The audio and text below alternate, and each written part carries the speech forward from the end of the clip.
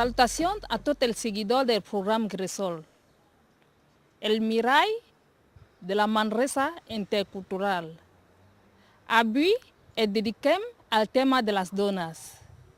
En l'últim any, la situació de les dones, almenys en els països occidentals, ha fet un gir radical. Però aquest canvi no està igual a la resta del món.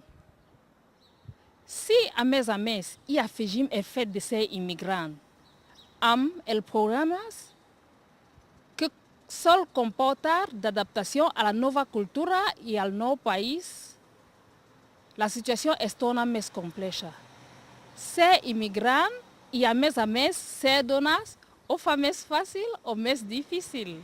Avui volem parlar de dones immigrants i amb dones immigrants. Volem saber com veuen i com viuen elles el fet de ser dona. Veurem que, al contrari del que podríem pensar, no tots els països europeus han deixat enrere el masclisme atàvic. O també que, malgrat el que diuen el tòpic, no totes les dones marroquines estan subjectes a la dictadura del marit. Quina diferència hi ha de ser dones a Romania, a la Índia, al Marroc i ser dona a Manresa? Avui els ho demanarem a ella.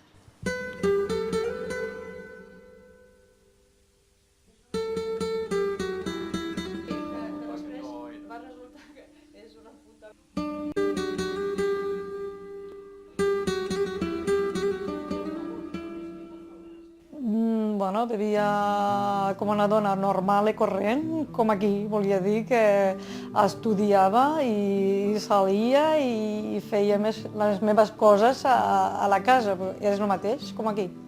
Doncs vivia una mica controlada, ja que, per exemple, com era difícil de sortir a casa, perquè quan sortia hi havia nois que molestaven, deien coses i ho et segueixen. No sortia sola, sempre amb la meva mare, amb cosines, amb amigues, però sola no.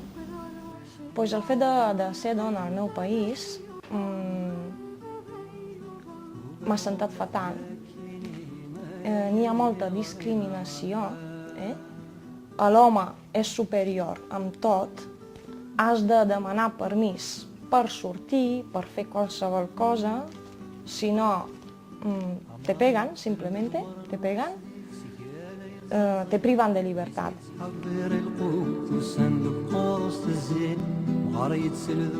Aquí puc sortir sola i quan vulgui, i clar, no hi ha cap problema.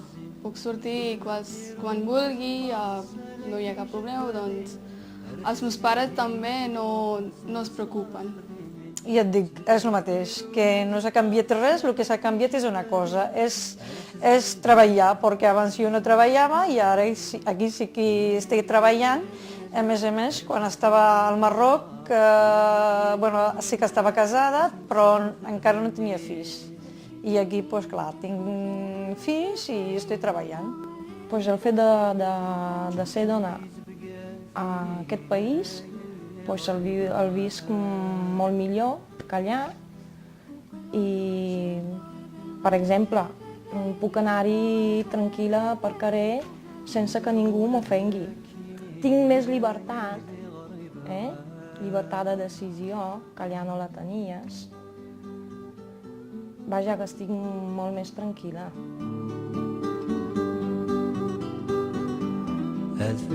El fet que tenien més llibertat de decisions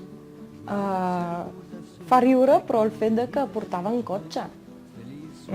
Portar cotxe a Romania és molt...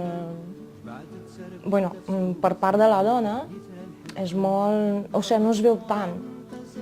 Normalment va de florero al costat de l'home, com si no tinguessis valor per portar un cotxe.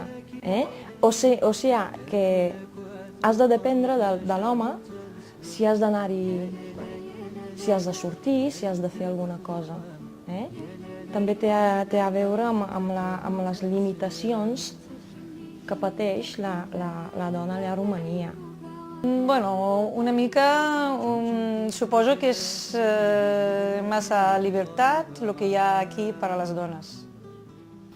Aquí totes les dones treballen i allà molt poques.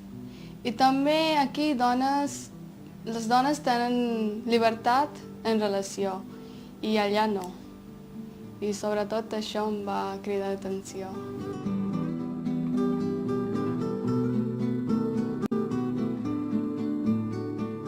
M'ha estat fàcil perquè les dones d'aquí són més ajudades que allà. És que a la Índia la dona és inferior a l'home, saps? Pues m'ha estat fàcil aquí. El fet de ser dona aquí, l'acollida m'ha sigut més fàcil, perquè la gent és molt oberta, i segons que gent et trobis per camí, doncs t'ho posen més fàcil o més difícil. A mi m'ho han posat bastant fàcil, perquè he tingut sort. Jo suposo que és una mica més difícil perquè, clar, no és per ser dona, no, perquè de ser estrangera, de fora, l'idioma i tot això és el que ha fet una mica difícil, no per ser dona. La Hakima va néixer a Nador, una ciutat que està just a tocar de la Melilla i de la qual procedeixen molts de marroquins que viuen a Manresa. Pel fet de ser tan a prop d'una ciutat espanyola, les diferències culturals no són menors que en d'altres parts del Marroc. A Nador es parla força el castellà, tot i que extraoficialment. El marit de la Hakima ha treballat molts anys a Melilla. Van venir a Catalunya el 1990 perquè l'empresa en la qual treballava es va traslladar aquí. La filla